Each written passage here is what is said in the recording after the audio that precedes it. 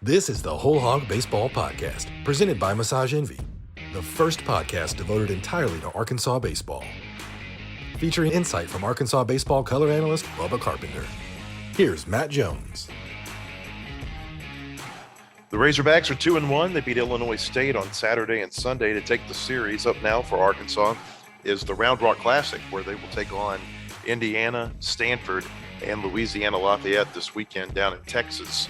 Matt Jones with Bubba Carpenter, the color analyst of the Razorbacks. We'll be joined later today by Eric Sorenson, also known as Stitchhead. He covers West Coast baseball for D1Baseball.com and has a real good grasp on Stanford. We'll get his thoughts on the Razorbacks playing the Cardinal. That's a top 5 matchup Saturday afternoon in Round Rock. Arkansas ranked number 4 this week, and Stanford ranked number 5. And Bubba, let's just jump in right now to the Illinois State series. What stood out to you from the Razorbacks' wins? Well, we got off to kind of a rough start, Matt. Friday, the bats weren't really, we weren't swinging it very well. Connor Nolan got off to a little bit of a shaky start, but after that, all in all, I was pleased. I saw a lot of things that got me excited about the weekend.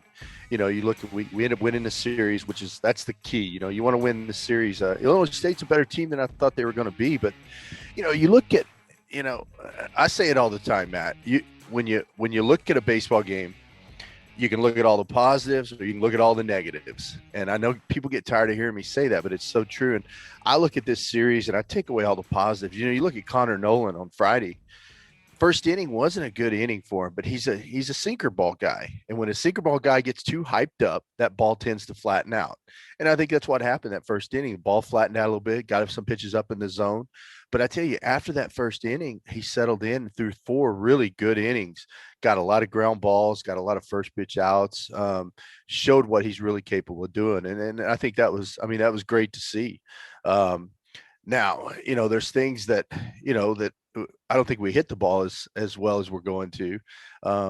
But the pitching, overall, I was really happy with the starting pitching. I thought Hagen Smith was great on Saturday. Jackson Wiggins did a good job on Sunday starting.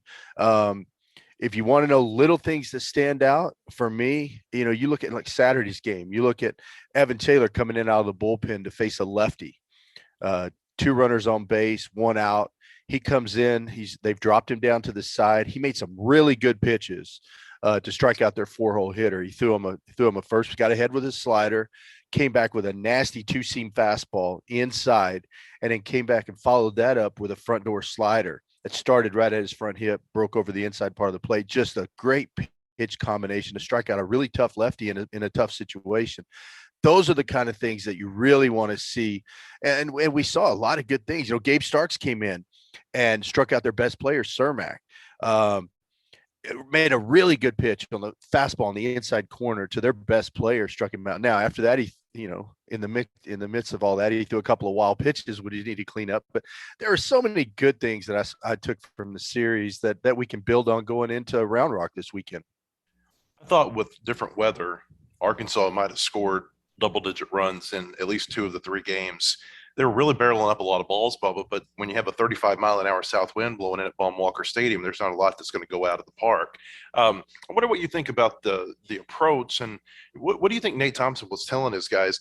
Does it change whenever you have a windy day, your approach at the plate, or are you still trying to do the things that you've been taught to do, drive the ball, those types of things that have really made Arkansas the type of hitting team that it's been under Thompson? You really just try to get pitches that you can drive is what you do. It really doesn't change a whole lot, believe it or not, Matt. I mean, the thing that was frustrating with me on Friday, and I'm sure Nate Thompson feels the same way, I counted 8 2-0 counts, and we didn't drive the ball in any of those 8 2-0 counts. We took some balls that I felt like we should have drove. We were late on a few fastballs I felt like we should have driven. But then there were a few good pitches. Jalen Battles, his pitch stands out. He had a 2-0 fastball down and away. You don't want to swing at that 2-0, but I felt like we were a little bit caught in between, late on the fastball, early on the off speed. But, Dave's post game, he referred to that. And I think he talked about the nerves. And the guys have heard so much about the offense. I think they were a little bit nervous. There was some, opening day, guys trying to do a little bit too much maybe. But as the weekend went on, that got better. That was one thing that stood out to me. Now, to answer your question about the wind, as a hitter, you hit a ball, I call it easy power. You hit a ball, you want to have what's called easy power. You don't want to swing hard. You want to swing quick. When you hit a ball deep, like Peyton Stovall Sunday led off the game, hit a line drive down the right field line, just foul. He's still looking for that first hit, and then he crushes a ball to right field right at the any other day's way out of the yard. You want to make sure you don't come up the next at bat and say, well, I got to swing harder now to hit it harder. Stay with your same approach. Just try to cut the ball in half, hit some line drives, and good things will happen. And, you look at all the balls that were hit hard. I know Brady Slavens hit one to left center. Any other day, that ball's out. Lanzilli hit ball to left. Caden Wallace crushed a ball. I think it was 103 or maybe 106 to center field, right of center. Center fielder caught. Any other day, there were so many balls hit hard. But I think if you start trying to change your approach, that's when you get in trouble, or you try to swing harder. Just stay with this game plan, get good pitches, put good swings on them. I talk all the time about winning pitches. Win pitches. You win pitches, then you win at bats, and good things start to happen. Did I see right that Wallace had one that was 109 off the bat that went to center field? Yeah. The one he hit left center off the top of the wall that they reviewed was 109 off the bat. That ball was crushed. Now, that ball kind of went through the wind. He backspun that thing through the wind. Probably 3 inches from going over the fence. And so, there were a lot of guys, though, that squared up balls. And like I said, as the weekend went on, I think our bats got better. I really do. Friday, I just think there were some nerves there, because you look at the guys in the lineup, and I'm going to keep talking about the offense because I'm excited about the offense. We scored 11 runs on the weekend. I think if we played this same team in a month, we'd score way more than 11 on the weekend. Now, with that being said, Illinois State had some pretty good pitching, Matt. I mean, they had two guys that were returning starters. They had their closer who from last year, who's now a starter. So, I mean, hey, they had some guys that could throw it over the plate. They made us earn everything. They didn't walk a lot of guys. They changed speeds, so they were better than I thought they were going to be. You mentioned Hagen Smith. That was the player who stood out to me this weekend through Saturday's game. 6 innings, no runs, 5 hits, walked a batter, struck out 5. It was as impressive of a opening weekend start that I think I've ever seen by a freshman at Arkansas. And you don't see a whole lot of freshmen start series, at least, especially the opening series of the season. I couldn't be more impressed, Bubba, than I was with how he pitched. He had a couple of double plays behind him. Really, the only time he ran into trouble was in the 3rd inning, loaded the bases. And I thought it was really telling, and I asked Dave Van Horn about this afterward, and Hagen too, that Matt Hobbs didn't come out to talk to him. I think a lot of freshmen who get in that situation early in their first start, bases are loaded, 1 out, they've hit him, fairly well the last few at bats. You go out there, you talk to him, you settle him down. I thought it really showed the trust factor that they have with Smith and the confidence that they have in him, that they let him stay out there, work through it on his own. He got through it, and Illinois State never threatened him again. Yeah, you're right. And they've talked all fall and spring about how he doesn't pitch like a freshman. Well, we saw that on Saturday. He really does not. He doesn't look like his mound presence out there. He doesn't act like a freshman on the mound. And that speaks volumes that they left him out there. He ended up getting a pop up to right and a ground ball to the left side to get out of the inning. And, you ask about things that stand out, Matt. Brady Slavens in right field. Bases are loaded. There's a pop up into that little triangle behind first base, shallow right. We've seen that ball. We all remember what happens a lot of times when that ball drops. Brady called off Robert Moore on that ball. Last minute, he came in, called him off with his momentum coming in. That kept the runner from tagging up from third, where if Robert Moore catches that ball going back, the runner tags up and scores from third. And I love little plays like that save you a run. There was another play where Caden Wallace at third base, he didn't play any third base last year. He's at third base, a ground ball. There was a leadoff guy gets on. Next guy comes up, hits a ground ball to his left. Instead of just stepping to his left and fielding it, he stepped in 2 steps into his left, cut the ball off, threw to second, got the 5-4-3 double play. Those are little bitty things that it might go unnoticed. I guarantee the coaching staff notices it, but those are the things that get me excited, because it was a bang bang play at first. Had he not taken a step in, and to his left. He doesn't cut that ball off in time. I talk about frames of a camera all the time. The guy's safe at first. Instead of a 5-4-3 double play, no one on base. It's 5-4. There's a runner at first, one out. It could change the inning. And so I saw so many little things, and we knew our defense was going to be good. But I saw so many little things in our defense that stood out. And even, the pitching staff, there were just some huge pitches made that really get me excited about what we have going forward, what we have to work with. Everybody focuses defensively on the plays like Jalen Battles made on Sunday, where he's back on the grass and throws out the runner at first. But I'm like you. There were a lot of subtle defensive plays that stood out to me. And you mentioned the one by Slavens in the third inning with the bases loaded. There were two others in that inning, Bubba, that stood out to me. One is when Illinois State gets its first hitter on base. I think it may have been their leadoff guy. Brady Slavens leaves his feet in right field, but Braden Webb runs behind him and backs him up and keeps that from being an extra base hit. And then I don't know if it was the next at bat or maybe two at bats later, but the runner at first takes off for second. It looks like it's a stolen base. Robert Moore goes over to second to cover second, but then all of a sudden he realizes that it's a hit and run, kind of peels back to the area that he had just vacated, didn't get the guy out, but he kept the ball from going into the outfield. And there were two big plays in that inning that kept extra base hits. I'm like you, there's a lot of subtle defensive plays that I thought really stood out to me that show you that this is going to be a pretty good defensive team.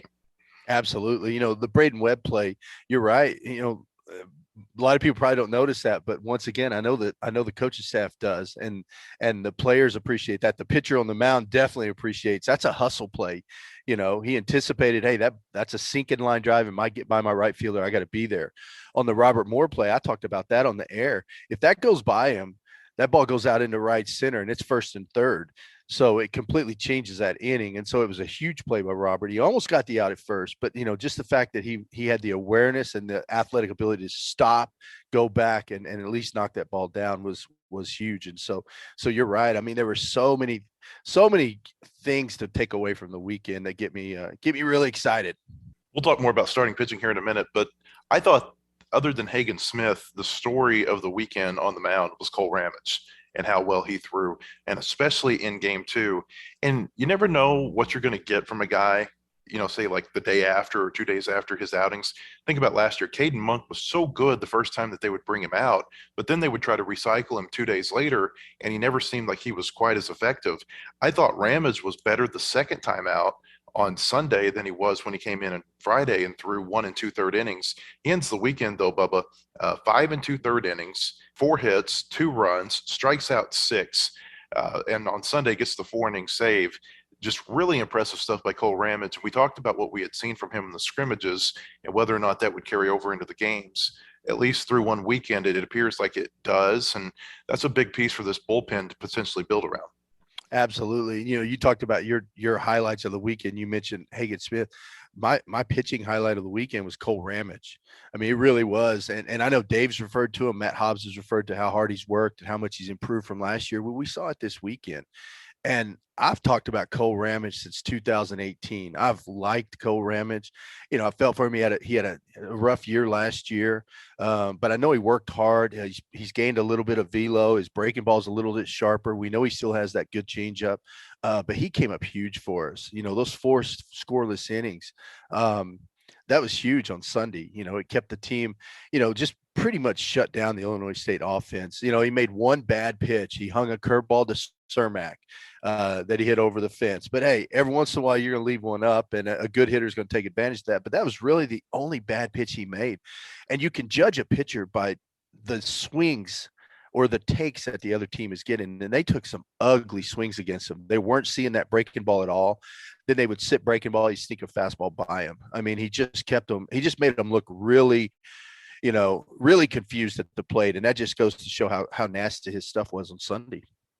I don't want to compare him to Kevin Kopps because I don't think you're ever going to have a season anywhere near what Kopps did. But I do think that there are some parallels there, the biggest of which, and I talked to Matt Hobbs about this in the fall, Cole Ramage and Kevin Kopps are, if they're not best friends, they're right there. They were really good buddies. They were on the team together for a long time.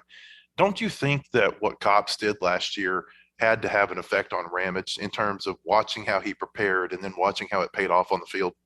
Absolutely, because you look at Kopps in 2020, statistically speaking, probably the worst pitcher on the staff. well, I wasn't even sure if he's going to come back.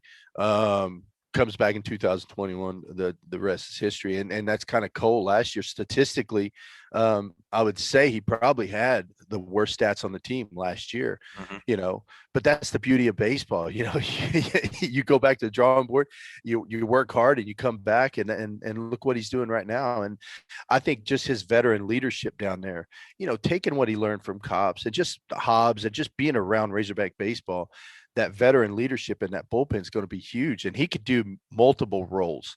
The good thing about him is he could do a Friday night and a Sunday like he did this weekend. He could throw 3 consecutive days. If we needed a long relief guy, he's there for long relief, a midweek start. Ramage can do all the above, and that's what makes him really good. But I think just the fact that he's been through struggles, he's been out there on the mound in good times and bad, I think is really good. And just his leadership in the bullpen, I think is really gonna be big down there this year. I liked what I saw on opening weekend from Robert Moore. He didn't have a hit in the first game, but then he was really hard to keep off base in the final couple of games. He goes into week 2 now with a 364 average, slugging 909, 462 on base. Real early to spout off too many stats, but he had a lot of extra base hits, Bubba. I think he had 3 doubles on the weekend, hit a home run from the right side. And it was kind of interesting because I think last year he hit 16 home runs, had 15 from the left, 1 from the right. And so his first home run this year comes from the right side. I asked him about his power from the right side. He said he feels like he's a little bit more powerful. I think he's always felt, he throws right-handed. I think he's always felt like he's the strongest from the right side, but maybe he feels a little bit more locked in. He looked more comfortable from the right side, at least on opening weekend. No, I think so. And he talked about that. He talked about how he's made a couple adjustments from the right side. He gave Nate Thompson and Bobby Warnes a lot of credit for kind of helping his swing. And part of it was really just an adjustment in the batter's box. We won't go into all that, but he made an adjustment in the batter's box, which has helped him, kind of stay with his power and stay back and really drive the ball from the right side instead of pushing everything to the right side, disconnected. I think it really helped him stay in his butt, and really you can see it. I watched him take BP from the left side or from the right side on Sunday, and the ball just makes a different sound off his bat than it did last year at this time. So I think that's good to see. And the thing about Robert, I didn't see him chase pitches out of the zone. Last year he had a tendency to try to do a little bit too much, chase pitches, kind of expand the zone a little bit. It looked like to me this whole weekend he stayed within the strike zone. And if he draws a walk, he draws a walk. If he gets a pitch to drive, he's going to drive it. But if not, he's going to patch it towards, let that next guy get it done for him. And that's what I love about Robert. Plus, I love the way he plays with passion. And I loved his post-game interview after he hit the home run. He hit that ball and he thought it was going probably out in the street. I think he said he thought it was going to go over the bleachers. So he, he put his bat down, did a little hop and a skip, and then he looked back and he's like, oh no, the left fielder's right at the fence. And I love the comment that made something like, it takes a grown man to get it out today, kind of tongue in cheek a little bit. And so I love that comment. I mean, his comments in the post game, he does great interviews, kind of like a professional ball player. He always says the right thing. And I like him a lot, but I love the energy and passion that he plays with. You can tell he's been around baseball his whole life. I mean, you can just feel it in the way he carries himself and those comments. And whether he's a big league baseball player or a baseball coach someday, he's definitely got a lot of media savvy. From the hitting standpoint, didn't hit well on Friday, but a couple of things that stood out to me over the last 2 days. Number one, on Saturday and Sunday, I saw a lot of opposite field hits. I think about Caden Wallace and an RBI hit that he had at the end of a 7-pitch at bat. Knocks it past the first baseman after he'd fouled off a couple of 2-strike pitches. And then I thought that their 2-out approach was really good on Sunday. 3 of their 4 RBI hits come on 2-out hits. Zach Gregory had one that tied the game, and then Chris Lanzilli and Brady Slavens both had a couple in the 6th inning that helped give Arkansas the lead. Those are little subtle things, again, that you look for from a hitter.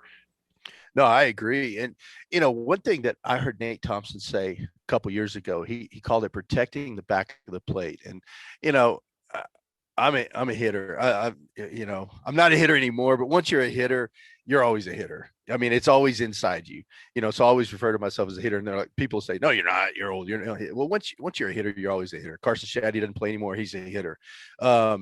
You're just born that way. But when Nate Thompson said, protect the back of the plate. That stuck with me because I've heard a lot of different phrases. And when I hear something I really like, I write it down, and I'll give credit to Nate all the time. I use it with my hitters all the time, but protecting the back of the plate, that means with 2 strikes, you see the ball a little bit deeper.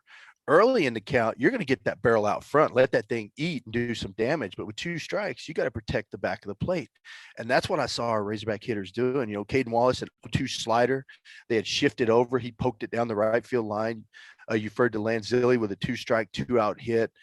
Brady Slavin's a great job with 2 outs, 2 strikes, just poking a ball into left field. The thing that I like, you referred to the wind. Brady Slavins was 3 for 3 with a walk, and he had 3 singles. And I don't know if all year last year he ever went 3 for 3 with 3 singles and a walk.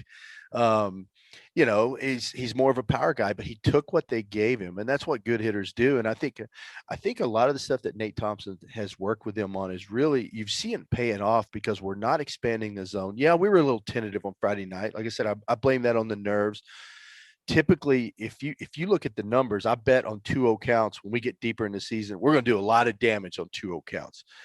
Any advantage count, we're going to do damage. But boy, if we can cut down on the strikeouts, just see that ball a little bit deeper like we did over the weekend, drive that ball to the opposite field, it makes us a real threat up and down the lineup. And every guy in this lineup has proven the ability to do that. So it's going to be fun to watch.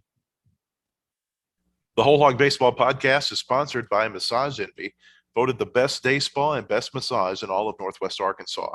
Visit Mike and his staff in Tuscany Square at 2603 West Pleasant Grove Road in Rogers, or in Fayetteville at 3557 North Shiloh Drive. Massage Envy has services for everyone. MassageEnvy.com.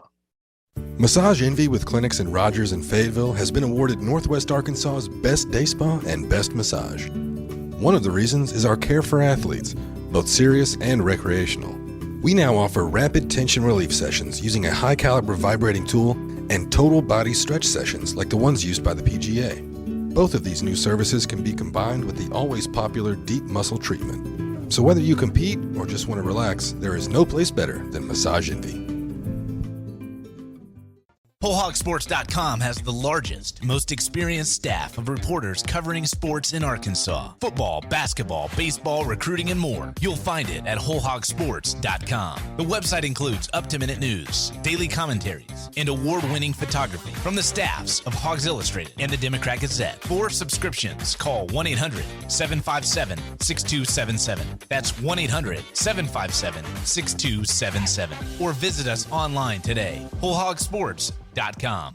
Now batting for Arkansas, number 10, Peyton Stovall. Hey, Phil. I'm from Louisiana, and I have no idea where to eat. I love burgers, fries, and shakes. Number 1 burger spot in Northwest Arkansas is CJ's Butcher Boy Burgers on Weddington. Keith Wilson and his team also have the original location on Arkansas Avenue in Russellville. I'm pretty busy right now. Well, you can order to go, 479-301-2522. Stop by the drive-thru or online at butcherboyburger.com or use their app. CJ's Butcher Boy Burgers. When all you do are burgers, they have to be the best. Welcome back to the Whole Hog Baseball Podcast. Now let's look at this week in the SEC, presented by CJ's Butcher Boy Burgers. Interesting weekend in the SEC. 3 highly ranked teams go down in series. Liberty beat Florida in Gainesville. Long Beach State took 2 of 3 at Mississippi State. And then in the big series on opening weekend, Oklahoma State beat Vanderbilt 2 of 3. Vanderbilt won the opening game, and then the Cowboys won the final 2 games in Nashville. Coaches poll does not update after week 1. It'll update after week 2. All the rankings stay the same from last week. Games this weekend, of course, Arkansas is at the Round Rock Classic. That's really the most notable games in the SEC, other than the fact that Alabama goes to Texas. And if you're in the Austin area to watch Arkansas this weekend, you could go down on Saturday and Sunday and watch the Alabama-Texas games at Dish Falk Field and still probably be back in time to watch the Razorback games in Round Rock, although they have changed the game times for the Razorbacks, which make it a little bit tighter squeeze. All 3 of Arkansas's games this weekend are going to start at 4 o'clock. Other games in the SEC this week, George Washington's at South Carolina, Western Michigan at Kentucky, Tennessee hosts Iona, Ole Miss hosts Virginia Commonwealth. Interesting game there. VCU's got one of the better players in the country, a Golden Spikes Award watch list player. Mississippi State's at home against Northern Kentucky, Georgia against Akron, Vanderbilt hosts Army, Florida hosts Georgia State, Missouri's series at Louisiana Monroe. The Tigers staying in Louisiana for their second week in a row because of bad weather. Yale is at Auburn, Pennsylvania is at Texas A&M, and LSU will host Towson. SEC Report is brought to you by CJ's Butcher Boy Burgers. It's the best burger in two towns. Visit the original at 2803 North Arkansas Avenue in Russellville, or the newest location at 3484 West Weddington Drive in Fayetteville, just minutes from Baum-Walker Stadium. Skip the line and order online or download the app in your app store. CJ's Butcher Boy Burgers, when all you do are burgers, they have to be the best. Bubba, as you're watching the SEC on opening weekend, what were some of the things that stood out to you score-wise? You know, you mentioned the three series that were lost. You know, seeing Vandy lose 2 out of 3 to Oklahoma State, that stood out. Now, you know, Long Beach, they've got a good squad. They went into Mississippi State and took 2 out of 3 from them. But I think the most surprising one was the Liberty one. Liberty going into Florida. Now, you know, I don't know. I've heard Liberty's really good. You can't find any information on them, but that was a big surprise to me seeing that. And then you look at some of the other A&M took care of Fordham, but they were close games. All the games were close. 5-3, 5-4, and 9-3.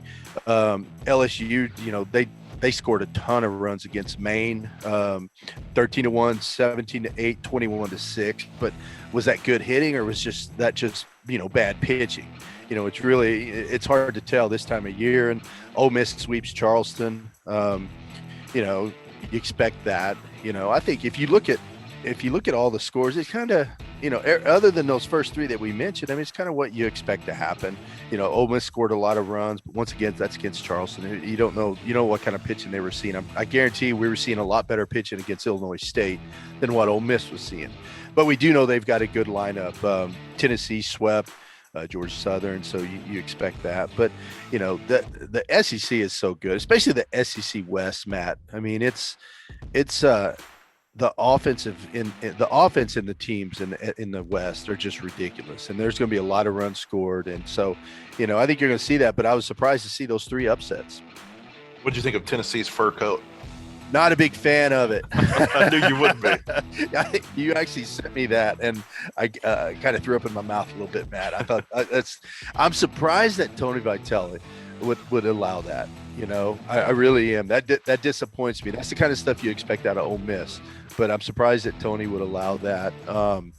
You know, it goes back to, several talks we've had about there's a classy way to do stuff. Celebrate, play with passion, play with energy, but, don't do anything Bush League. And to me, that's bordering on Bush League right there, kind of showing up your other team. And, don't give that other team a reason to get fired up. And little things like that can really fire you up. I think, we saw it happen several times with the Razorbacks last year. Just little things, you poke that bear a little bit. Next thing you know, you're getting beat down on. It was interesting that happened on the heels of, the Dave Van Horn comment, which it's funny. You and I talked about it on last week's podcast before it had kind of gone viral on social media. And, Van Horn kind of took a beating from some people on social media about, grumpy old man, old baseball philosophy, that kind of stuff. But his players really stuck up for him. I was talking to one of his old players over the weekend. He said, look, winning is fun. Hitting a home run is fun. You don't have to have all this other stuff that goes on with it. Those 2 things are fun on their own. And I don't know, I just thought it's kind of interesting that happened on opening weekend as that Van Horn quote kind of took on a life of its own before the series. Well, I think that's people that are saying those things don't know the game of baseball, and they don't know what it's all about. They don't respect the game. You look at what Dave Van Horn does. Hey, it wins. And like you just said, winning's fun. Look at the teams that do all that crap. Look at Ole Miss. You reminded me the other day what Omaha stands for. Ole Miss at home again. And I think it's awesome because you're right. They do all that Bush League stuff. They spend all that energy on celebrations, and all that extracurricular stuff that has no business, on a baseball field. We just go out and win games, and we do it the right way. We do it by playing hard, gritty baseball, and we celebrate and we have fun and we win. And I'm really surprised that, Van Horn kind of got some grief for that. But like I said, it goes to show the ignorance that's out there with some people, and they just don't understand the game of baseball and what it's all about. And it's unfortunate because I wish we could have more people see it the way Dave Van Horn sees it. And I think there's a lot of guys out there. You look at Steve Holmes. He's a guy that played professional baseball. He gets it. You watch his team this weekend. They played the right way. When they beat us on Friday, they didn't act like they just won the World Series. I mean, they were excited. They celebrated, but they didn't do anything stupid. I mean, it's a certain, I don't know. It's just the way you're supposed to play the game. And I hope we don't lose that because I really respect Dave Van Horn and Norm DeBryan was the same way back in the day. He said, act like you've been there before, and that's what it's all about, and just, I don't know. It's unfortunate, but I tell you what, I love what we have here in Fayetteville. I love the brand of baseball that we play. And like I said, at the end of the year, the good baseball beats bad baseball. And we're typically in Omaha, and a lot of these other teams are sitting at home watching. One more SEC note I forgot to mention: South Carolina was down to their last strike, and they hit a grand slam in the ninth inning to tie it against UNC Greensboro, and they end up winning that series. They actually had a utility player who pitches and plays in the field, or pitches and hits, and he actually pitched the 10th inning for them. Then he goes and gets a bat, hits the walk-off hit for them to take that series. So they escaped first weekend upset. And I thought all of that goes to show, Bubba, that, there was some hand-wringing going on about Arkansas losing that first game. The SEC, especially, the top half of the SEC, these teams like Arkansas and Florida, the Mississippi schools, LSU, teams are gunning for them when they play them. And, and they're scheduling some hard teams. Like you said, Long Beach State, that's a really good team that went down to Starkville. And, not only did they beat Mississippi State, they hit them in the opener, and then they beat them by 10 runs in game 2. I thought that those two games, Liberty beating Florida, Illinois State taking Arkansas to the wire like they did, it all goes to show how much good baseball is out there outside of these power conferences. But it also goes to show that these teams like Arkansas now, with the success, also comes, a little bit of now they're being hunted by a lot of other teams. Oh, I think you're right. Phil and I had this debate last year when we were number one. And I said, look, when you're the number one team in the nation, teams want to beat you just a little bit more because you're number one. Of course, Phil and I argue about stuff like that, but you don't have to be number one. You're the University of Arkansas. Teams are going to want to beat you. And those other schools, Liberty going into Florida, they wanted that more than Florida did, and the thing about it is, Matt, you see with the COVID years, you've got these COVID seniors that are 6-year guys. Now, there's a lot of veteran guys out there playing. And I once again, I haven't seen Liberty's roster, some of these other rosters, but Illinois State had some old veterans on their team that have been around a while. And that makes college baseball really good. Anybody can beat anybody on any given day, because some of the experience that's out there on some of these teams, they don't have to be an SEC team. A lot of these schools, and then the transfer portals affected that as well. And so, I think college baseball right now, you're going to see the best baseball you've ever seen in college baseball this year. And also, Matt, the limited draft also, 20 rounds and just cutting down on the amount of players that have been drafted, adds to it as well. And you get a lot of guys coming back that in normal years wouldn't be playing college baseball right now. And I think it's unfortunate that fewer guys are getting a chance to get drafted and experience pro ball, but the benefit to it is college baseball is the best it's ever been right now. Illinois State, and if you saw the post-game news conference, you probably heard me ask Brady Slavens this question. They reminded me a little bit of the Southeast Missouri State and Murray State teams that came into Baum a year ago and gave Arkansas some problems. Now, Arkansas won all 7 of those games against SEMO and Murray State last year, but I think there were 3 of them that they had to come back in the late innings to win. They were down by 3-4 more runs in some of those games. SEMO last year goes to the NCAA tournament. They just edge out Murray State. They were 1-2 in the Ohio Valley Conference. And that's a similar conference, I feel like, to the Missouri Valley. It just feels to me, Bubba, that the Illinois State is a really good team that you might be hearing more about as the year progresses, whether it's going to another big school and winning, or winning big in the Missouri Valley, getting into the NCAA tournament. It just seems like this team is going to be – you're going to hear from them more than just on opening weekend. No, I think so. And, we already talked about their starting pitching and some of the veteran hitters in their lineup, but they had guys coming out of the bullpen. That little lefty Hart that came in. I mean, he got some huge outs for him. He was back-legging that slider to the righties. He was throwing it away to the lefties, even front doored a couple sliders to the lefties and locked them up in there. He made some huge pitches, so they had some guys that could throw it. Like I said, they were around the plate. They weren't walking a lot of guys and giving us a chance to have that big inning. And they're going to be a good team. I was surprised they were picked third in Missouri Valley, because I think they're a better team than what people are expecting out of them. Well, you had Dallas Baptist that was picked to win that league, and then Indiana State, another pretty good team in there too. They were picked to finish second. Let's talk about Jackson Wiggins and what you saw from him in Game 3. He ends up throwing 5 innings, 5 hits, gives up 1 run, walks 2, strikes out 5, gave up a couple of extra base hits, had a little bit of wildness to him. We saw that in the preseason with some of his outings. Throws a wild pitch, has a balk.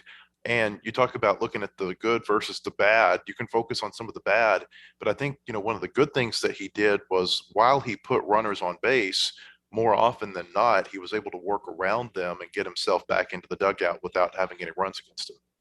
No, you're right. And when he had to, he dialed up some really big pitches. I like the fact now, he was pretty much a 2-pitch pitcher last year. He was a fastball change guy last year. He's worked real hard.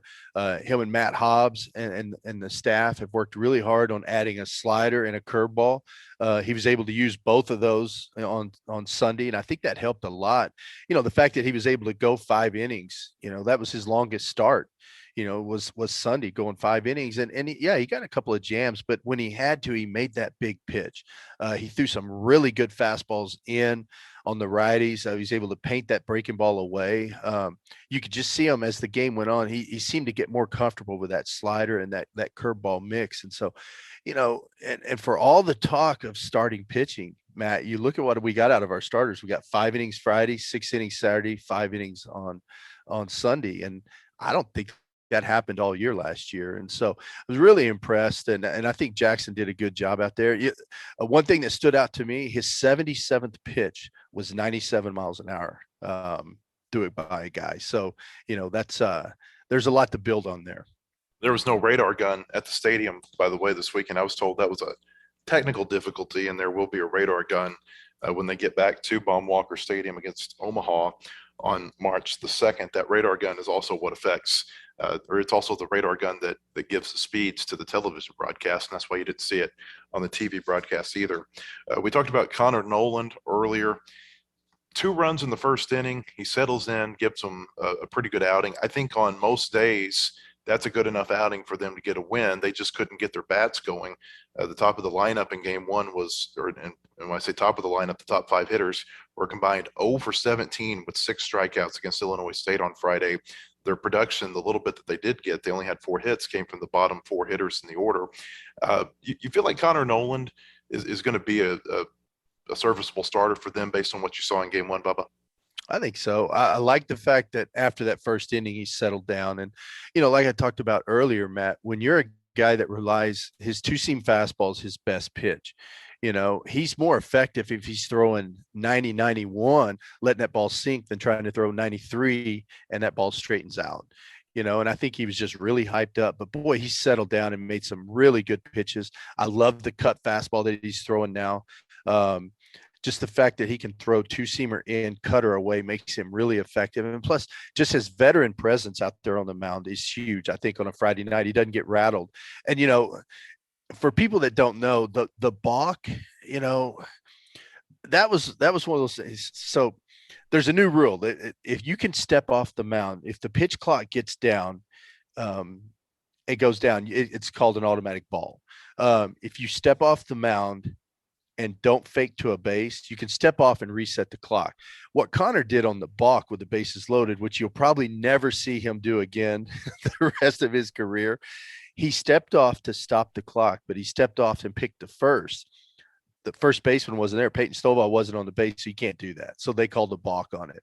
Now another thing you could do to reset it, I actually talked to Troy Eklund before the game Friday about the new rules, and he said the catcher can stand up and come out in front of the plate and try to put on a sign, just act like he's still on a sign. That resets the clock too. It's another one of those stupid rules. I don't know who makes these rules, but you spend more time explaining it to the coach after the balk is called, or after the delay is called, than the delay itself. And so it's another one of those silly rules, but that's what happened on the balk play. Even though I think it's something you'll never see happen again. But back on the Connor Nolan actually pitching, I thought he did a great job. I was happy to see him go 5 innings, and then I think he's going to be a good Friday night guy for us. I think you look at Hagen Smith on Saturday. Hagen's got Friday night stuff, but I like him on Saturdays right now. He's a freshman. I don't know if he's a Friday night guy for us yet. I think if we can get 4 or 5 good innings out of Connor Nolan, I think there's enough good arms in that bullpen. We can bring guys in, and even if you have to use it kind of as an opener instead of a starter, who cares? Just go out there and get some good innings in, and then go to the bullpen. I had this thought the other day, Bubba, and I almost wonder if they don't think that Hagen Smith is their best pitcher, which is why they threw him on Saturday initially so that he would be ready for Stanford when they go down to Round Rock this weekend. You remember they did that last year. I think that they really thought Peyton Stovall was their best pitcher, but they threw Patrick Wicklander in Game 1 against Texas Tech, and they had Stovall ready for Game 2 against UT down in Arlington. It wouldn't surprise me at all, based on what we saw on opening weekend, to see Hagen Smith in the Friday night role, say by the time Kentucky rolls into town for the SEC opener. I mean, it could happen. We've had freshmen in that role before, and he doesn't seem to be a guy that's rattled, but that's a great point, Matt, that could be why he was starting on Saturday. Or it could be that, or just the fact that Connor Nolan's earned that spot. He's worked really hard to earn that Friday spot. And I think he has, but I tell you, Saturday, it's going to be fun. It's going to be a fun game watching him pitch against that Stanford lineup, because they can swing it. They got a really good offensive club. And so looking forward to seeing how he reacts to the Stanford lineup. Before we talk about this weekend, real quick, on Sunday, there were 2 failed bunt attempts. Dylan Leach didn't get one down for Arkansas in the 6th inning, and then I can't remember which inning it was, but Illinois State had problem getting it down.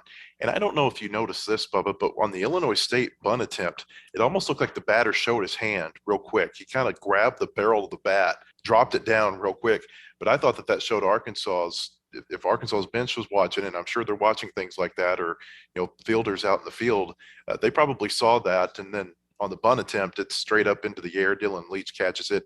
There's one out in the inning, and then all of a sudden the inning changes. From a bunt perspective, though, take us inside the game and about proper bunt technique and what you saw Sunday versus what needed to be done. Well, the thing is when you're bunting, you got to commit to the bunt. And they had one guy come in on Friday. He pinch hit for a lefty, and he's a left-handed batter facing a lefty. So that tells you right there, the guy's going to bunt. That's why he's coming off the bench facing a lefty. The guy didn't look committed to the bunt whatsoever. He ended up fouling off 2, and then Steve Holm left the bunt on, probably because of the poor attempt, and he ended up fouling off the 3rd bunt was out. It really helped us out because it kind of got that first out of the inning. But when I teach bunting, I tell our guys, first of all, no one loves bunting. People just don't like it, especially in today's game. But hey, you got to learn to bunt. We teach all our younger kids to learn to bunt. When you square around, you want to preset your angle at the top of the zone. If it's above your bat, you let it go. You work from the top down. That keeps you from popping the ball up. And we saw a couple popped up, like you said, this weekend. That keeps you from popping up. Where, and I didn't see the Illinois State. That's not how they did it. They started from the bottom and worked up, and they ended up bunting the bottom of the ball. But it's one of those things. It's like a pitcher when you're on the mound. And you get that sign, you've got to commit to that pitch. Well, when you get that bunt sign, you've got to commit to the bunt. Now Dylan Leach, not getting the bunt down, that's frustrating for Dave Van Horn. He doesn't bunt a whole lot, but boy, when he gives that bunt sign, I know they spend a lot of time working on it. Sometimes it might just be a pitching matchup. A lot of these guys that ride the ball at the top of the zone, that's hard to bunt because that ball does stay up in the zone. And you have to make an adjustment, get on top of that thing. But, it's frustrating when you don't get the bunt down, and then especially it ends up costing you. And that was one of the negatives I took away this weekend, not just the bunting side of it, but it was the situational hitting. I didn't think we did a very good job. We had a couple of situations with runners at second, nobody out. We weren't able to move that runner to third. We had several situations, a runner at third, less than 2 outs, and we didn't get the runner in. And those are, I say all the time, and I probably overuse it. It's not what you hit, it's when you hit. And when you get in a situation like that, runner at third, less than 2 outs, infield bag, if a ground ball to second scores a run, hit a ground ball to second. Find a way to get it done. That's when you have to kind of change your approach just a little bit to get it done. And I know as the season goes on, we're going to get better at that. We work on it all the time. I know we've got the talent in the lineup to do it, but that was I don't like talking about the negatives, but that's one of the things that I took away from the weekend. I was a little disappointed in, and, I'm sure that's something they'll go back to work on and get it taken care of. And by midseason, we're going to be getting the job done. In Round Rock this week, Arkansas is going to play Stanford, obviously on Saturday. That's the game everybody's been talking about since the preseason. But there's a game Friday night against Indiana. And Indiana's a real good Big Ten team, typically one of the top 3 or 4 teams in that league. Last year, a lot of people think that they were one of the first, maybe the first team that didn't get into the tournament, definitely one of the first 4 out into the NCAA tournament. What do you think Dave Van Horn and his coaching staff are telling this team to keep them from overlooking that game against Indiana while everyone else focuses on Stanford, and rightfully so, a huge game Saturday night? Well, I guarantee they're looking at the Clemson video to find out what they've got. They had 6 guys drafted off of last year's team. They had a really good team. They went real heavy in the transfer portal this year, so they've got some veteran guys replacing the guys that were drafted last year, and they're going to be a good team. So, hey, Dave's not going to let the guys overlook anybody and look ahead to Saturday in the Stanford matchup. He's going to go out there and he's going to have them ready to play because, as we talked about earlier, there's no chumps anywhere this especially this weekend. Everyone you face is going to be a quality opponent. Indiana is going to be a veteran team. They're going to go out there and they're kind of on a mission. I think Dave Van Horn referred to it. He said they've got something to prove. After getting swept by Clemson, they're going to go out there, fired up, really wanting to get a win Friday. We're going to preview Stanford here in just a minute with Eric Sorenson of D1Baseball.com. Sunday night, they play Louisiana Lafayette, and Lafayette's coached by Matt Deggs. Matt Deggs, a former Dave Van Horn assistant coach, coached with him in Natchitoches at Northwestern State, and then he was his hitting coach and recruiting coordinator for 3 years at Arkansas. Van Horn's first 3 seasons, Deggs was with him with the Razorbacks. That familiarity, Bubba, do you think it's been so long that there's not anything to the familiarity, or do you think that maybe these coaches are looking back in their memory file trying to figure out things about the other? Are they able to take anything from what they know about each other personally into that game Sunday? I think Matt Deggs can take more about Dave Van Horn than vice versa than Van Horn can about Deggs, because it's been a long time. He's made a couple other stops since he left U of A. And I think on the flip side of it, Dave Van Horn is Dave Van Horn. And I think Matt Deggs can probably refer back to a lot of things and have a pretty good idea of, he knows the style of baseball that Dave Van Horn plays, that his players play, that Razorback baseball is all about. The thing that I know you're going to get with Matt Deggs, and I'm sure Dave Van Horn knows this, is you're going to get a scrappy offensive club. His teams have always hit everywhere he's gone. His teams have always hit. They're going to do little things. They're going to try to cause chaos on the bases. They're going to put the ball in play. They're just going to be a good, scrappy offensive team. And so I think that's going to be a good challenge for us because they can always hit. It's supposed to be kind of cold when Arkansas plays these games. Like I said, they've moved the games up. They're going to be 4:00 start times now, but you're still playing into the evening hours after the sun goes down. I think the temperatures are probably going to be in the 30s or 40s by the end of all 3 of their games. What's the hardest part about playing in the cold? Well, I would say if as a pitcher, I'd say the hardest part is pitching. As a hitter, I'd say the hardest part's hitting. It's it's tough for the guys. You see it from a pitching standpoint, Matt. You get that north wind. Fortunately, as a pitcher, it's going to be blowing. Dave said it was blowing out of the north straight in at Round Rock. It's to your back, but it's still hard to get a good grip on the ball. But as a hitter, you got that cold wind blowing right in your face. And it kind of goes back to what we talked about earlier, is not trying to do too much at the plate. Take what the pitcher gives you. Don't overswing, swing quick, not hard, get a good pitch and barrel it up. And just I really think the wind blowing in hurts because you look at our power. I mean, we have a lot of guys that hit fly balls. They hit deep fly balls. And I'm all about that. I don't want our guys hitting ground balls. A lot of coaches still teach, well, hit a ground ball to the right side. If we hit 27 ground balls on the right side, we're going to win this game. And that's crap. You got to hit line drive fly balls. Ground balls are outs in today's game. And so, the shift and all that, don't even get me started on that. But, I think it affects us a little bit more than it does the other teams, just because of the way our lineup is created and the way our hitters swing the bat. But I think we're going to be fine. We're really good up and down the lineup. I think the key for us is just staying in our zone and getting good pitches to hit. But it kind of stinks that you go down Round Rock and you're going to be playing in 40-degree weather. I'm just glad they moved the games up, because you start getting into later at night. What you don't want is for someone to get hurt down there because of the cold weather. You got a lot of Arkansas pitchers who won't wear sleeves. You think they rethink that decision this weekend? I don't know. I know several of them don't like it no matter what. And, back in the day, my dad always said, if it's 60 degrees or colder, you got to wear sleeves. And so I don't know if that still applies in today's game or not, because a lot of guys just don't like sleeves on their arm. Now, they keep it warm when they get in the dugout, or they keep it warm in the bullpen before they come in, but they just don't like wearing sleeves. I was talking to Connor Nolan before the season, and it was on one of those cold days in the preseason. He wasn't wearing sleeves. And I asked him, do you ever wear sleeves when you're pitching? Never. Well, did you ever wear sleeves when you were playing quarterback? He said, all the time. He said, in fact, when he played against Missouri in that 2018 game where it was so cold and rainy up in Columbia, he said he actually changed his undersleeve or his undershirt, his long sleeve undershirt at halftime because it had gotten so wet during the first half. But he said it's a totally different thing when you're pitching versus when you're playing quarterback. I think I'd be in sleeves this weekend, Bubba. Yeah, I think so. I think I'd have something on my arm because it is going to be cold. And it's not so much the temperature. It's that north wind that just kills you. But look, once these guys, man, they're tough, Matt. Once they get out on the field or once they get up on the mound, they don't feel that temperature. The adrenaline kicks in, and they're all about Friday when Connor Nolan steps up on that mound. Guarantee he's not going to be cold. He's going to be worried about getting a hit or getting an out with every pitch. Eric Sorenson of D1Baseball.com up next to preview Stanford. This is the Whole Hog Baseball Podcast.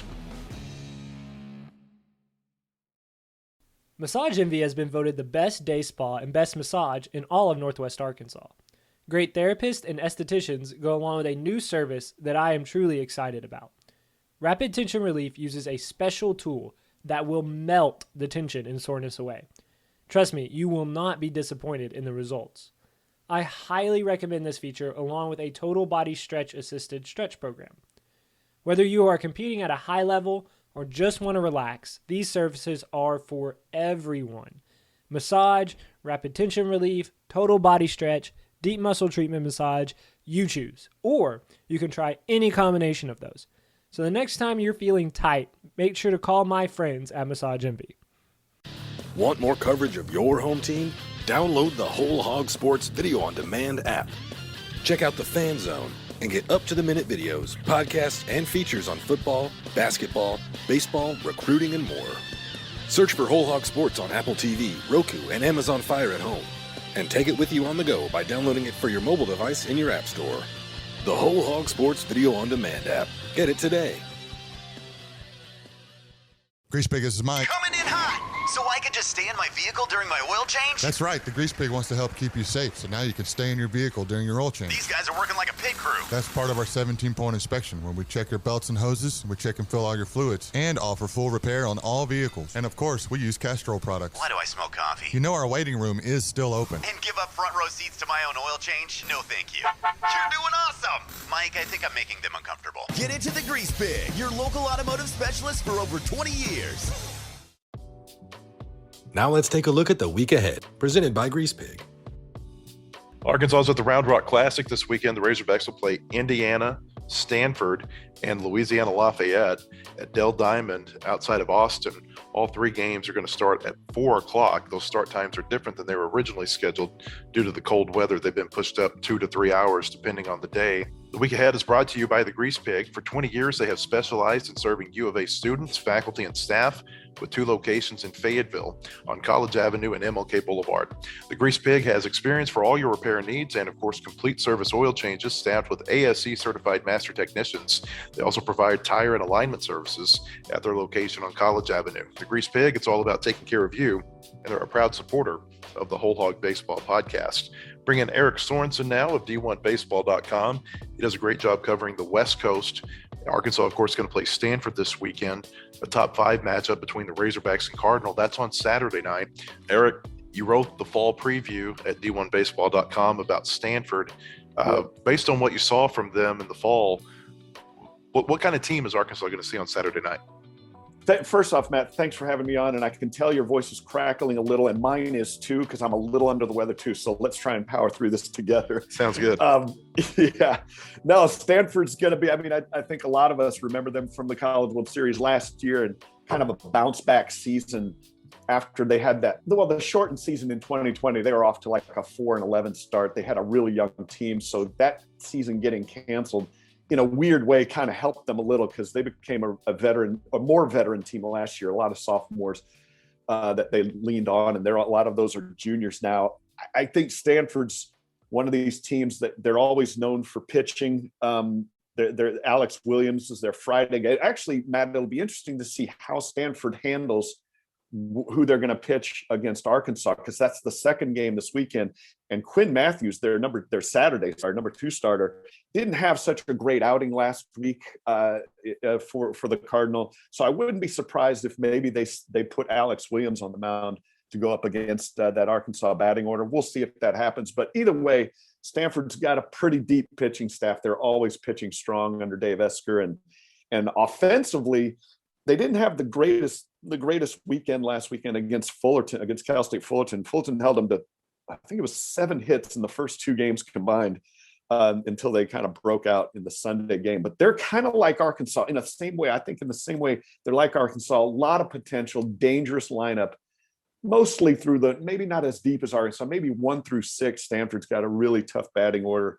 And you're just kind of waiting for them to get untracked. And Arkansas is the same way. They didn't really get untracked against Illinois State. So that'll be an interesting kind of a mirror image of these two teams. But yeah, you can expect a lot of potential offense with these guys.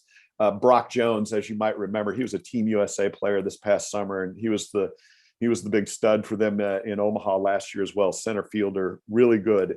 So I think that's kind of what you're looking at. You're looking at a team that mirrors Arkansas a lot, with a lot of potential at the bat, and their pitching staff did pretty well, except maybe Quinn Matthews in that Saturday start against Fullerton, where they lost 11-0. They kind of really got whitewashed that game.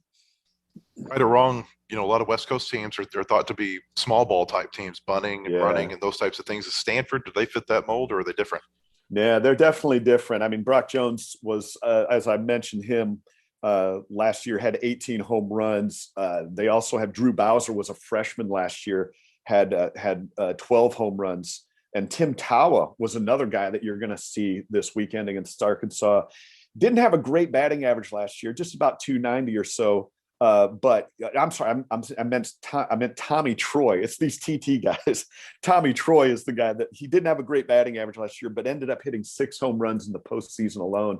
So he kind of got hot. These are guys that can put the ball out of the park. And yeah, they're not exactly the same that you get a lot from the West Coast guys. Stanford's got some thump to them, and I think you'll see that. So Arkansas pitching will definitely have to be a little careful about leaving pitches over the middle of the plate, because they can put them out of the park. And the other thing with Stanford is their home field is really big. They have, it's like 390 to the power alleys. So they get a lot of home runs when they're playing elsewhere. It seems like they get when they play in smaller ballparks. And if I remember right, that really great ballpark there at Round Rock isn't the biggest yard either. So it'll be interesting to see if, I know the cold weather is going to play a part of it as well, but it'll be interesting to see if Arkansas and Stanford kind of flex their muscles a little bit in the long ball game this weekend. I've heard a lot about Brock Jones, and he's on the Golden Spikes watch list. He's on all these preseason All-America type teams. What makes him so good? No, just he's such a disciplined batter. Really confident. He kind of looks like some of those LSU baseball teams in the 90s, where it looks like a bunch of linebackers went up to the plate. He's just a strong dude. Does everything well. He's a legit 5-tool guy, including he can steal bases. He stole 15 bases last year. which isn't a lot, but it did lead the Cardinal in stolen bases. They don't do a lot of running on the base pass, but he can when called for. So yeah, just the bat discipline, and it seems like he hits everything hard. It's just a matter of if it's going to go at somebody or if it's going to go past them. So that's kind of the thing with him. He's something you have to be real careful with, because he's a legit player. I know there's some good programs in the Pac-12, probably not as many as there were, say, 20 years ago, but you still got Arizona's real good. Yeah. UCLA is a real good program. Oregon seems like they're solid. Oregon State seems like they're on the rebound. I wonder, though, like for Stanford, from an Arkansas standpoint, if they don't beat Stanford, they still have an opportunity to play Ole Miss and LSU and Vanderbilt and Mississippi State. From an end of season type perspective, and I know that's a long way off when we're talking about week 2 of the year, but how big of an opportunity do you think this is for Stanford to play a team, with the type of status that Arkansas seems to have right now? Yeah, that's a big thing. It's a big showdown.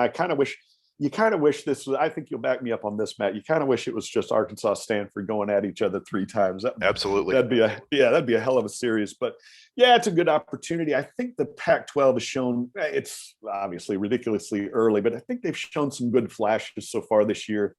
And last year, I think it was one of those things where, like me and Mike Rooney were talking, it seemed like if the Pac-12 needed Stanford and Oregon State to come back and be themselves again for the conference to be strong. And that's just what they did. Stanford obviously made it to Omaha. Oregon State came close. So I think that helped the conference a lot last year. It became a good conference again. And this year, I think, again, it's a small menu so far. But I saw Cal play last week in Arizona, and they beat TCU. They looked really good. A couple of their players were Team USA players. UCLA's young, a lot of talent, though, just so much talent and very young. So you never know what that's going to go. Arizona's really good. They showed that in their first weekend playing. I think they were at Globe Life Field there in Texas. So it isn't as dire. It certainly will help more for Stanford's cause to get a W against Arkansas. But I think when it comes down to it, obviously these teams, the West kind of does get a little bit of a weird read in the RPI, I think, a lot of times, and I think the coaches always echo that. But that's why I think this game will matter more to Stanford than it does to Arkansas as far as getting a W. I mentioned this a couple of times on our podcast this year, but Stanford came so close to being in Vanderbilt's shoes last year in Omaha. They had Vanderbilt down, I think, to their last out, and then Vanderbilt does Vanderbilt things, and they win the game, and Vanderbilt gets to go to the semifinals. North Carolina State has its problem, and Vanderbilt goes into the championship series. I mean, Stanford was literally 1 out away from being in Vanderbilt's shoes, potentially to play Mississippi State for a championship.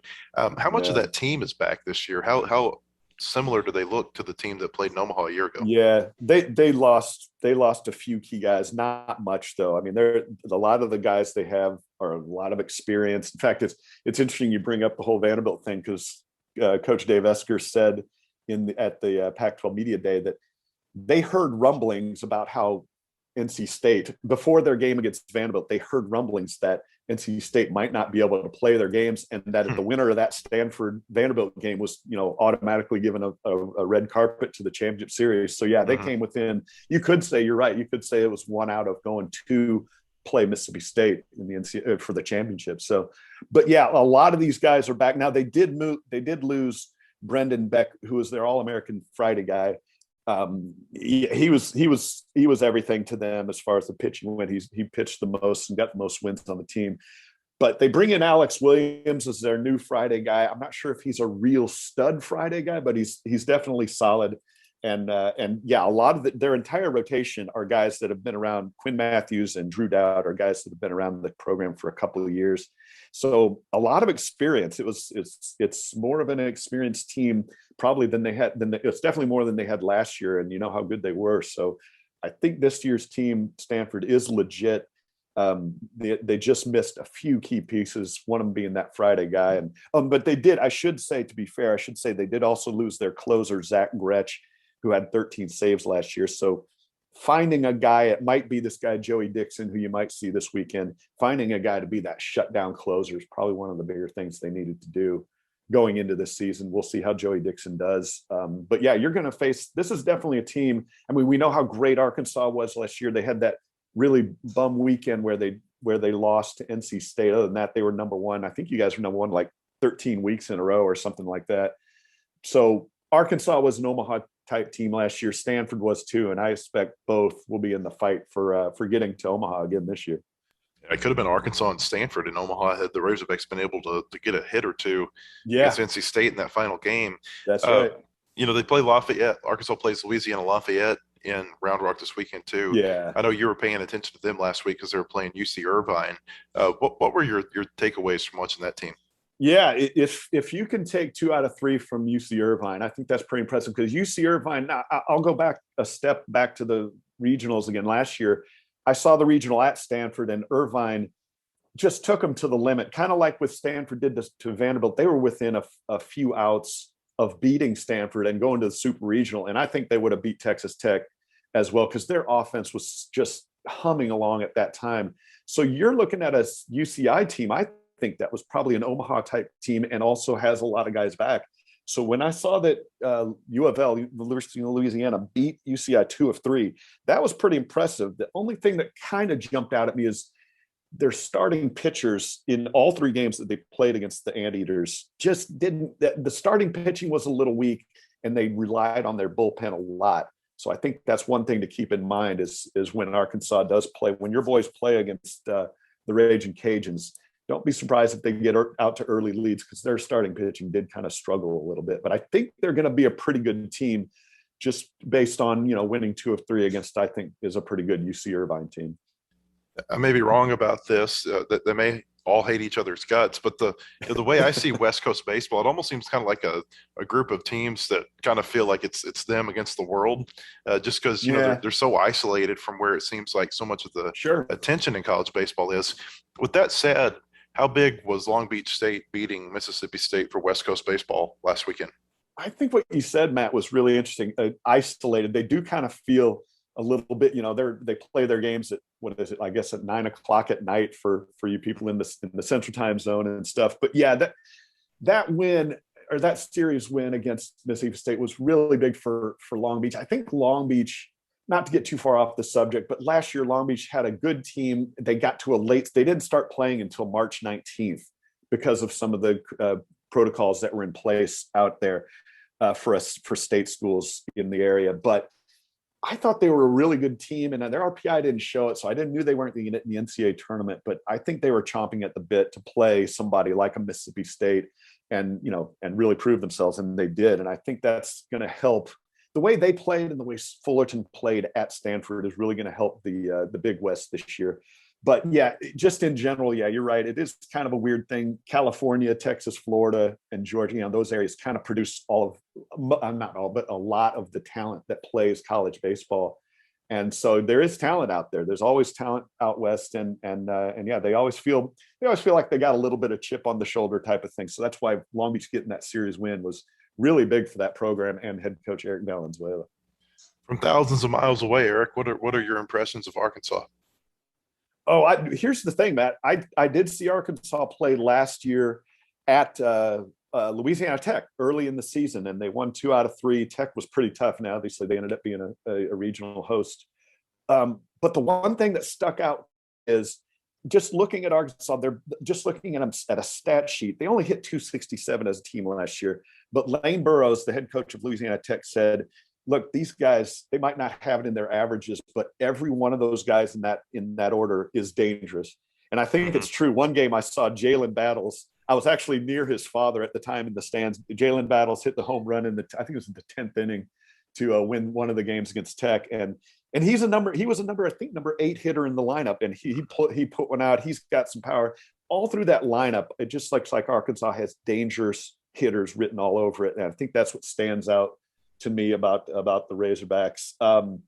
Pitching wise, it's a little hither and yon, but right now the one thing that did stick out to me is Hagen Smith, the freshman, threw 6 innings last weekend and gave up some hits but no runs and just 1 walk and 5 Ks. I think he's going to be a great addition to that team. There's still a lot of names that are around on Arkansas's pitching core, like Cole Ramage seems like he's been there since the early 2000s. Zebulon Vermillion, I saw him pitch as a starter against Tech last year and did really good. Mhm. So there's some guys that have been around a long time that I think are going to really help Arkansas as the year goes on. As long as the injury bug doesn't come around, knock on wood, I think they're going to be right back where they were last year as one of the best teams. Maybe not number one in the country all season, but I think they're going to be one of the better teams. I'm looking forward to seeing if they get their offense untracked a little bit in the weeks ahead, which I'm sure they will. Yeah, last year, the average wasn't great, but it seemed like what they did a really good job of was getting on base.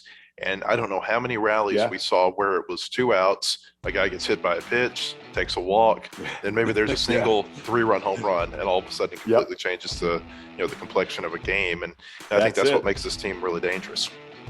Yeah, you got guys like Brady Slavens and Robert Moore that can hit it out at any point. They can go yard. They had so many guys that had double-digit home runs last year. I think you're right. That's the key. Just getting some guys finding ways to get on base, whether it's taking a dose in the arm or getting a walk. They can change the scoreboard really quickly. Eric, we appreciate your time. Matt, this has been great. Thanks for sharing the airwaves, man. Eric Sorenson of D1Baseball.com. Again, Arkansas plays 3 times this week at the Round Rock Classic. Visit WholeHogSports.com before, during, and after the games for all of our baseball coverage. Also, hope you'll subscribe to our podcast. You can do that by searching Whole Hog Radio. That's 3 words, WHOLEHOGRADIO, in most podcast stores. In addition to our baseball podcast, we also have a basketball podcast, the Basketball Podcast of Mid-America, and we'll have a new episode of that later this week. Arkansas will actually play 2 top 25 matchups Saturday, a top 25 matchup in basketball against Kentucky at 1 o'clock, and a top 25 matchup in baseball against Stanford at 4 o'clock that afternoon. Our thanks again to Eric Sorenson of D1Baseball.com for joining us. For Bubba Carpenter, I'm Matt Jones. Thank you for joining us, and we'll see you again next week on the Whole Hog Baseball Podcast. The proceeding has been a production of WholeHogSports.com. Look for our latest podcasts on Apple, Spotify, or your favorite podcast store. And visit us anytime at WholeHogSports.com for the latest news and commentary.